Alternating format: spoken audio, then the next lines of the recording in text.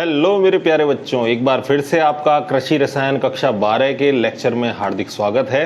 ठीक है, तो इससे पहले हमने क्या पढ़ लिया था? खनिजों के बारे में हमने पढ़ लिया था। प्राथमिक खनिज क्या होते हैं, द्वितीय खनिज क्या होते हैं, इन सब के बारे में हमने जानकारी ले ली थी। ठीक है, आज जो हम बात करने वाले हैं वहां से 2 नंबर का क्वेश्चन बन सकता है।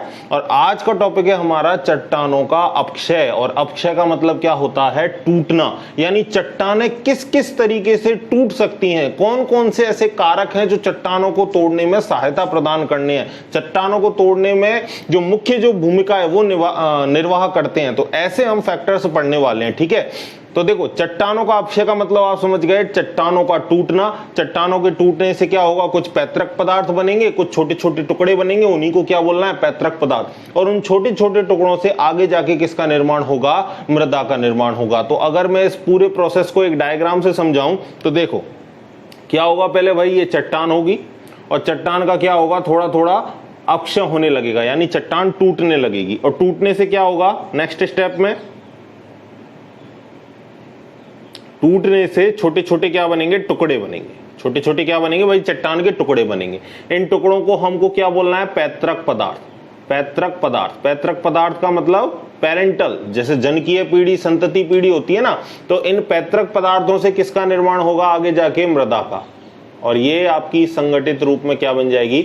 मृदा बन जाएगी। तो इनसे ही आगे जाके किसका निर्माण होगा? मृदा का। तो कहने का मतलब इस पूरे जो टॉपिक्स में अपन क्या करने वाले हैं, चट्टानों का पहले अपक्षय होगा, अपक्षय से क्या बनेंगे? छोटे छोटे टुकड़े, जिनको क्या बोलना है? पैतृक पदार्थ। और ये पैतृक पदार्थ ही आगे जाके किसका निर्माण करेंगे? मिट्टी का निर्माण करेंगे, मृदा का निर्माण करेंगे। ठीक है, तो एक एक करके अपन सारे स्टेप्स को पढ़ते हैं। ठीक है, पहला, कितने तरीकों से हो सकता है चट्टानों का अपक्षय? 3 तरीके से। पहला भौतिक अपक्षय, दूसरा रासायनिक अपक्षय और तीसरा है आपका जैविक अपक्षय। ठीक है, भौतिक अपक्षय का मतलब यांत्रिक क्रियाओं द्वारा, यांत्रिक अपक्षय भी इसको बोलते हैं। आप विभिन्न शक्तियों द्वारा जो अगर अपक्षय होगा, अपनी शक्तियों द्वारा अगर जो भी आपका अपक्षय होगा, जो भी आप नष्ट करोगे चट्टानों में, उसको आप किसके अंतर्गत रखोगे? भौतिक के अंतर्गत। और रासायनिक अंतर्गत में क्या होगा? केमिकल रिएक्शंस के थ्रू, विभिन्न रासायनिक अभिक्रियाओं के थ्रू अगर अपक्षय होगा तो उसको आप किसके अंतर्गत रखोगे? रासायनिक अपक्षय के अंतर्गत रखोगे। और अगर मानव या जीव जंतुओं द्वारा या सूक्ष्म जीवों द्वारा, अपघटकों द्वारा अगर अपक्षय की क्रिया होगी तो हम उसे किस में रखेंगे? जैविक अपक्षय के अंतर्गत रखेंगे। ठीक है, समझ गए तीनों पॉइंटों को? भौतिक अपक्षय क्या है, रासायनिक अपक्षय क्या है और जैविक अपक्षय क्या है। अब चलते हैं नंबर फर्स्ट हेडिंग पर, भौतिक अपक्षय। ठीक है, तो भौतिक अपक्षय में जो सबसे पहला फैक्टर है वो कौन सा है? टेम्परेचर। देखो, पहला फैक्टर कौन सा है? टेम्परेचर। तापक्रम के आधार पर किस प्रकार से अपघटन होता है? तो देखो, पहले होता क्या है? टेम्परेचर जब जहां पर गर्मी ज्यादा पड़ती है, क्योंकि हमारा एक भारत देश ऐसा है जहां पर लगभग हर राज्य में कम से कम कितनी ऋतु आती हैं? 3 ऋतु आती हैं। अधिकांशतः राज्यों में कम से कम कितनी ऋतु आती है? 3। कौन कौन सी? सर्दी, गर्मी, बरसात। तो इसी तरीके से ऋतुएं बदलती रहती हैं अलग अलग।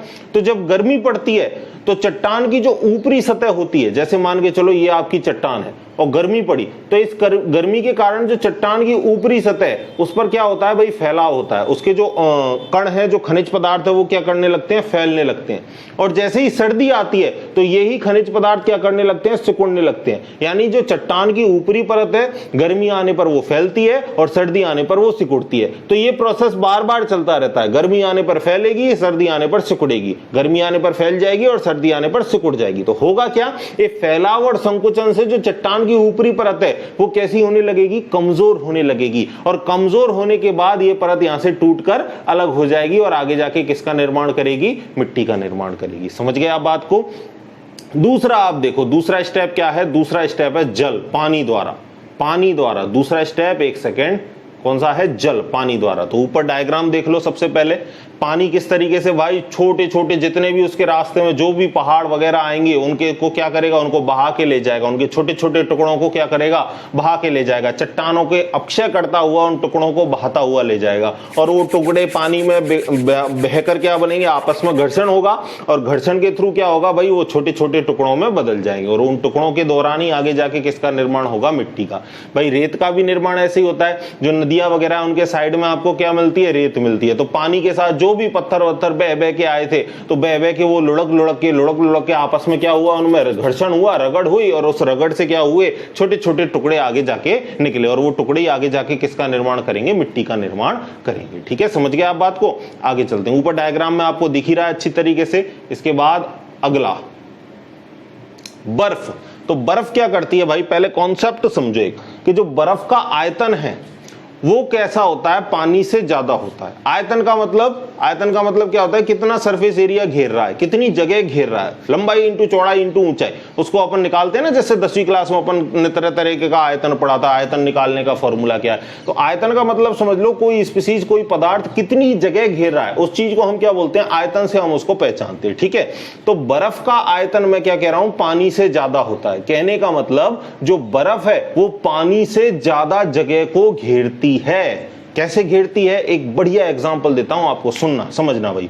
ठीक है, देखो अपन के घर में फ्रीज होता है भाई, क्या करते हैं अपन, बोतल में पानी भरते हैं, ठीक है, और बोतल में पानी भर के आप उसको फ्रीजर में रख दो, तो फ्रीजर में होगा क्या, उस बोतल में बर्फ जम जाएगी।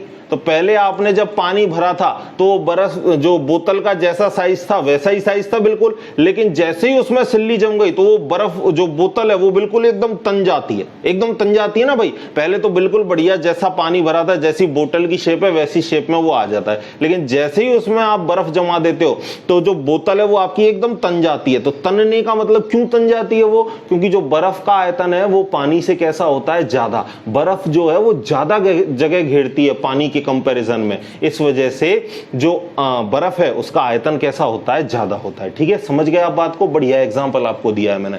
अब होता क्या है, समझो बात को, समझो कहानी को, कि जो ऊपर पहले तो डायग्राम देख लो, दिख रहा है आपको किस तरीके से, पहले तो बरसात हुई, बरसात से क्या हुआ, चट्टान के अंदर क्या आ गया, पानी आ गया, और जैसे ही उस जगह पर बर्फ जमने लगी, जब टेम्परेचर कम हुआ, सर्दियां आ गई वहां पे, तो वो जो पानी जो चट्टान के अंदर भरा था वो किस में बदलने लगा, बर्फ में बदलने लगा। अब बर्फ का आयतन आपको पता है पानी से कैसा होता है, ज्यादा।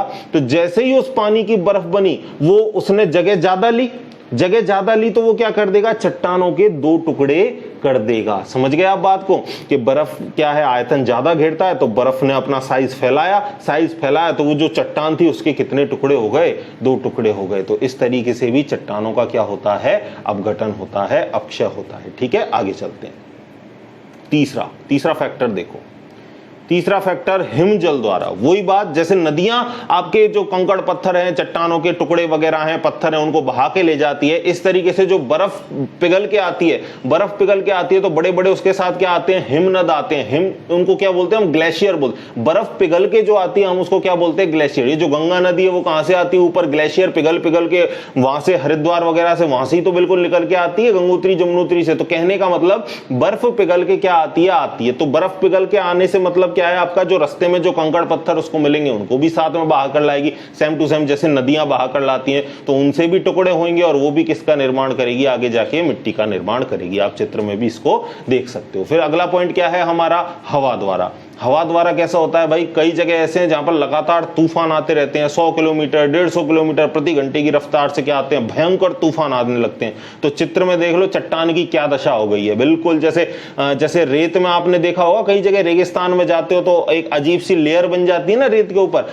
वही हाल बिल्कुल इस चट्टान का हो रहा है। देख लो आप, चट्टान से क्या है, बिल्कुल इसकी मतलब तूफान से इसकी कैसी स्ट्रक्चर होगी, कितना ये छिन्न भिन्न हो चुका है। तो कहने का मतलब चट्टान क्या करती है, तूफान क्या करता है, अपने साथ रेत, पत्थर, कंकड़ पत्थर सभी को बहा कर लाता है, और वो क्या करते हैं, धड़ाधड़ चट्टान के ऊपर क्या करने लगते हैं, टकराव करने लगते हैं। जैसे मान के चलो चट्टान है, एक सेकंड में आपको डायग्राम वैसे भी बना के बताता हूं। ये चट्टान है, तूफान आ रहा है भाई दमादम, तो तूफान आएगा तो कंकड़ पत्थर इससे टकराएंगे, और टकरा कर क्या करेंगे, इसमें थोड़े छोटे छोटे से क्या कर देंगे, छेद कर देंगे, या इसमें से जो छोटे छोटे टुकड़े हैं उनको अपने साथ तोड़ कर क्या कर देंगे, बहा ले जाएंगे, और इसी तरीके से आगे जाके किसका निर्माण हो जाएगा भाई, मिट्टी का निर्माण हो जाएगा। समझ गए आप इस बात को। तो हवा द्वारा भी क्या हो सकता है, चट्टानों का अपक्षय। फिर अगला पॉइंट आ गया, आकाशीय बिजली का कड़कना। तो अगर किसी चट्टान के ऊपर, ये मान के चलो आपकी कोई चट्टान है, और इस चट्टान के ऊपर जो आपकी बिजली गिर जाए, तो बिजली गिरने से क्या होगा, इस चट्टान के दो टुकड़े हो जाएंगे, चट्टान के कई भी टुकड़े हो सकते हैं और ये टुकड़े आगे जाके किसका निर्माण करेंगे, मृदा का निर्माण करेंगे। तो यहां से आप पहला पॉइंट जो भौतिक अपक्षय है उसको आप आसानी से समझ चुके हो। अब हम दूसरी पॉइंट की बात करते हैं। देखो अगला जो पॉइंट है वो है हमारा रासायनिक अपक्षय। तो रासायनिक अपक्षय का मतलब केमिकल रिएक्शनों से क्या होगी, रासायनिक अभिक्रियाओं से क्या होगा, चट्टानों का अपक्षय होगा। ठीक है, तो जो देखो रासायनिक जो अभिक्रिया है वो कहां होंगी, जहां नमी की मात्रा ज्यादा हो।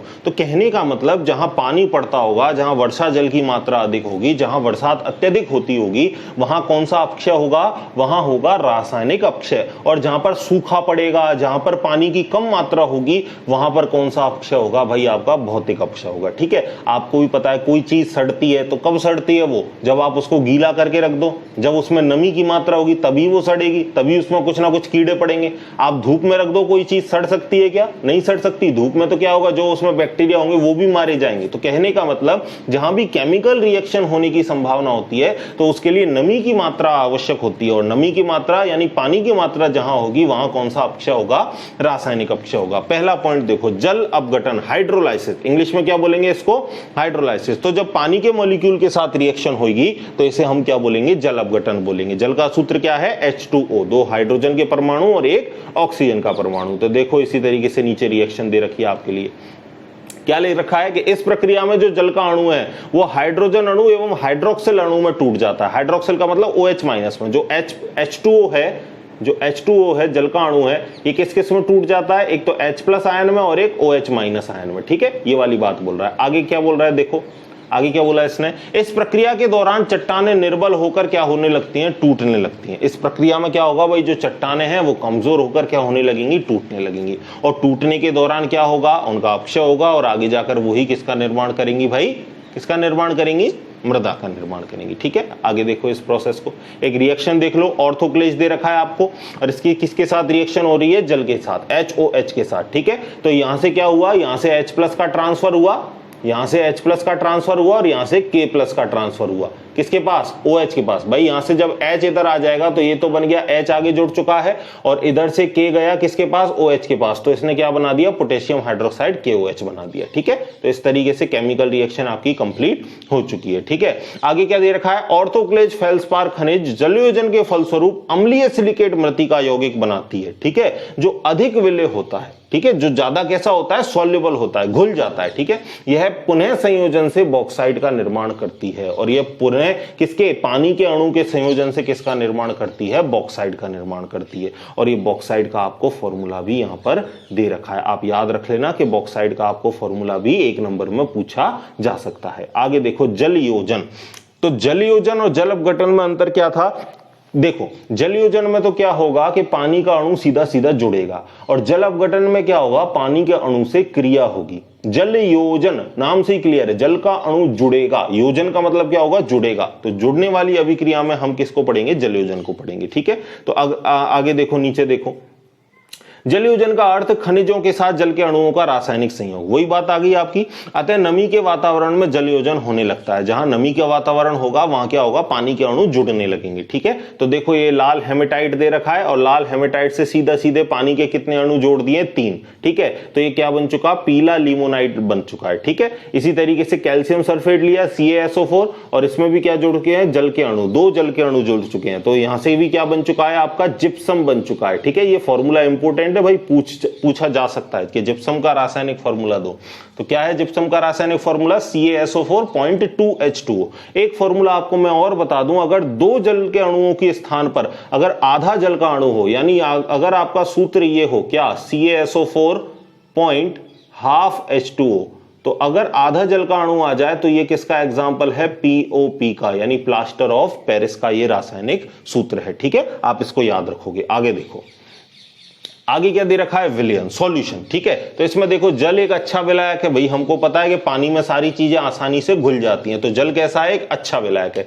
इसमें कार्बन डाइऑक्साइड, कार्बनिक अकार्बनिक अम्लों एवं लवणों के संयोग से विलायक शक्ति इसकी बढ़ जाती है और इन सभी के संयोग से इसकी जो घुलने की शक्ति है वो और ज्यादा कैसी हो जाती है, बढ़ जाती है। ठीक है, विलयन द्वारा अपक्षय यद्यपि बहुत कम होता है, घुलने से जो अपक्षय है वो वैसे तो बहुत कम होता है, लेकिन होता है कुछ कांस्टेंट, कुछ अमाउंट में इनसे अपक्षय अपक्षय हो सकता है, परंतु अपक्षय पदार्थ को मूल स्थान से हटा देता है। ठीक है, देखो जैसे NaCl है, पानी नमक का सूत्र है NaCl, सोडियम क्लोराइड, इसकी किसके साथ रिएक्शन हो रही है, जल के साथ रिएक्शन हो रही है, तो ये क्या कर देगा, Na+ को अलग करने की क्षमता रखता है, Cl- को अलग करने की क्षमता रखता है। तो इससे जो आपके खनिज पदार्थ हैं वो क्या हो चुके हैं, अलग अलग हो चुके हैं, और अलग अलग हो जाएंगे तो अलग अलग स्थानों पर अलग अलग अभिकर्मकों के साथ रिएक्शन करके क्या करेंगे, आगे जाके मिट्टी का निर्माण करेंगे। ठीक है, आगे देखो ऑक्सीकरण। ऑक्सीकरण, ऑक्सीकरण का मतलब क्या है, ऑक्सीजन का जुड़ना, ऑक्सीजन के अणु का संयोगी क्या कहलाता है, ऑक्सीकरण कहलाता है। ठीक है, तो विभिन्न खनिजों से क्या जुड़ेगा, ऑक्सीजन, और उसके द्वारा किसका निर्माण होगा, ऑक्साइड का निर्माण होगा। ठीक है, देखो इसी तरीके से देखो FeO, आयरन का एक ऑक्साइड दे रखा है, फेरस ऑक्साइड, इसमें क्या जुड़ चुका है, ऑक्सीजन, तो Fe2O3 बन चुका है, नाम क्या है इसका, फेरिक ऑक्साइड। अब देखो यहां पर मैं आपको एक छोटी सी केमिस्ट्री की चीज बताना चाहूंगा। आगे तो आपने देखा क्या लिख रखा है, फेरस ऑक्साइड, और यहां पर क्या लिखा है, फेरिक ऑक्साइड। तो रिक और रस कब लगता है इसको मैं आपको बता देता हूं। देखो जो अस है वो तब लगेगा जब ऑक्सीकरण अंक कैसा हो, कम, और जो इक है वो तब लगेगा जब ऑक्सीकरण अंक कैसा हो, ज्यादा।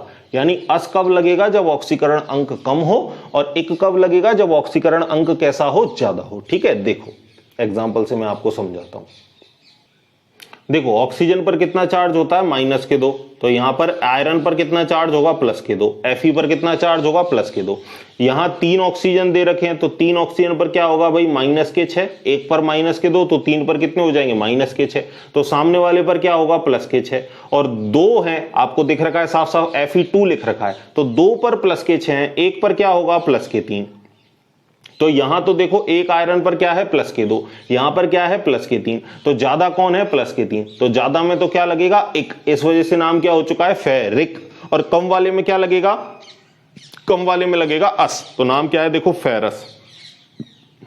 ठीक है, देखो समझ गए आप इस बात को, आगे चलते हैं। ठीक है, तो ये बात याद रखना कि जब भी ऑक्सीकरण अंक कम होगा तो क्या लगेगा, अस, और ज्यादा होगा ऑक्सीकरण अंक तो क्या लगेगा, इक। फिर अगला प्रोसेस आ चुका है अपचयन। अपचयन का मतलब क्या होता है, हाइड्रोजन का जुड़ना या ऑक्सीजन का निकलना। ठीक है, तो अगर हाइड्रोजन का संयोग हो या ऑक्सीजन का क्या हो, निष्कासन हो, तो उस अभिक्रिया को हम क्या बोलेंगे, अपचयन अभिक्रिया। तो देखो अभी जो आपने अभिक्रिया पढ़ी थी ना उसका उल्टा कर दो, तो वही किसका एग्जाम्पल हो जाएगा, अपचयन का। तो देखो यहां से कि ऑक्सीजन के अणु का बाहर निकलना ही क्या कहलाता है, अपचयन। इसके अलावा क्या हो सकता है, हाइड्रोजन के अणु का जुड़ना भी क्या होता है, अपचयन। ठीक है, तो अभी जो हमने रिएक्शन लिखी थी उसको हमने जस्ट कैसा लिख दिया, उल्टा, रिवर्स लिख दिया। देखो ऑक्सीजन का अणु यहां पर निकल चुका है, ऑक्सीजन का अणु बाहर निकल चुका है, तो इस वजह से किसका एग्जाम्पल हो गया, ये अपचयन का एग्जाम्पल हो गया। इसके बाद देखो कार्बोनीकरण। कार्बोनीकरण को पढ़ो। कार्बन डाइऑक्साइड का क्षारों के साथ जुड़ना, CO2 का किसके साथ जुड़ना, क्षारों के साथ जुड़ना क्या कहलाता है, कार्बोनीकरण कहलाता है। ठीक है, कार्बन डाइऑक्साइड गैस का क्षारों के साथ जुड़ना कार्बोनीकरण कहलाता है। आगे देखो, मृदा में जीवांश पदार्थ के अपघटन से CO2 का निर्माण होता है। जो जीवांश पदार्थों का जब अपघटन करते हैं छोटे छोटे सूक्ष्म जीव, तो कौन सी गैस का निष्कासन करते हैं, CO2 गैस का निष्कासन करते हैं। ठीक है, और ये जो CO2 गैस है ये पानी के साथ जुड़ के किसका निर्माण करती है, कार्बनिक अम्ल का निर्माण करती है, जिसका सूत्र क्या है, H2CO3। देखो साफ साफ आपको यहां दिख रहा है। ठीक है, और ये जो कार्बोनिक अम्ल है ये क्या करता है, आगे जाके कैल्शियम कार्बोनेट से क्रिया करके कैल्शियम बाइकार्बोनेट बना देता है। ठीक है, तो देखो पहले जो CO2 गैस निकली भाई, और CO2 गैस ने पानी के साथ रिएक्शन करके क्या बनाया, कार्बोनिक अम्ल, सूत्र क्या है, H2CO3। और ये कार्बोनिक अम्ल ने किससे रिएक्शन करी, कैल्शियम कार्बोनेट से, और क्या बना दिया, कैल्शियम बाइकार्बोनेट। क्या बनाया, कैल्शियम बाइकार्बोनेट। तो आप 2-3 बार इन रिएक्शनों को लिखोगे, आराम से आपको याद हो जाएंगी, कोई रॉकेट साइंस इसमें नहीं है। ठीक है,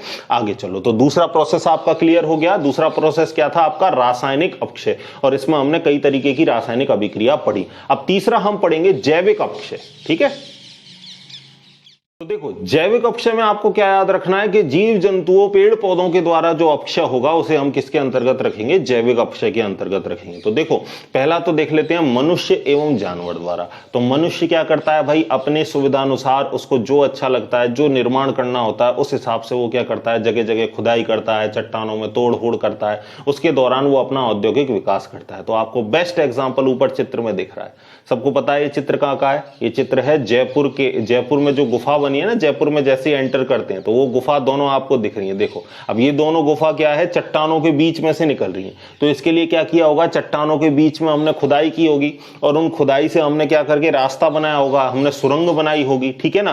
तो उस खुदाई के दौरान बड़े बड़े चट्टानों के टुकड़ों के क्या हुए होंगे, छोटे छोटे टुकड़े हुए होंगे और वो छोटे छोटे टुकड़े ही आगे जाके किसका निर्माण करेंगे, मिट्टी का निर्माण करेंगे। तो समझ गए आप इस बात को, इस पूरे पैराग्राफ को, ठीक है। आगे चलो, आगे जाके हम दूसरा पढ़ते हैं, पौधों का प्रभाव, ठीक है। तो पौधे भी क्या करते हैं भाई, आपने देखा होगा कि कई बार होता क्या है कि चट्टानों के बीच में से पीपल का पेड़ उगाया, नीम का पेड़ उगाया, बरगद का पेड़ उगाया। जनरली बरगद और पीपल बहुत ज्यादा उगते हैं। तो ये क्या करते हैं, जब इनकी जड़ें बड़ी बड़ी होने लगती हैं, ये पेड़ बड़े बड़े होने लगते हैं, तो इनकी जो जड़ें हैं वो चट्टानों के बीच में धंस जाती हैं और बीच में धंस जाके जब इनकी जड़ें बड़ी बड़ी होने लगती हैं तो उन चट्टानों के क्या कर देती हैं भाई, टुकड़े कर देती हैं। तो इस तरीके से भी चट्टानों का क्या होने लग जाता है, अपघटन होने लग जाता है, अपक्षय होने लग जाता है, ठीक है। अगला है सूक्ष्म जीवाणुओं द्वारा। तो जहां पर नमी की मात्रा होती है वहां पर क्या होता है कि जो फंगस हैं, बैक्टीरिया हैं, एक्टिनोमाइसिटीज हैं, ये चट्टानों के खनिज लवणों से क्या करते हैं, पोषक तत्व प्राप्त करते हैं। यानी खुद के सर्वाइवल के लिए, खुद के जीने के लिए क्या करते हैं, पोषक तत्वों की प्राप्ति करते हैं।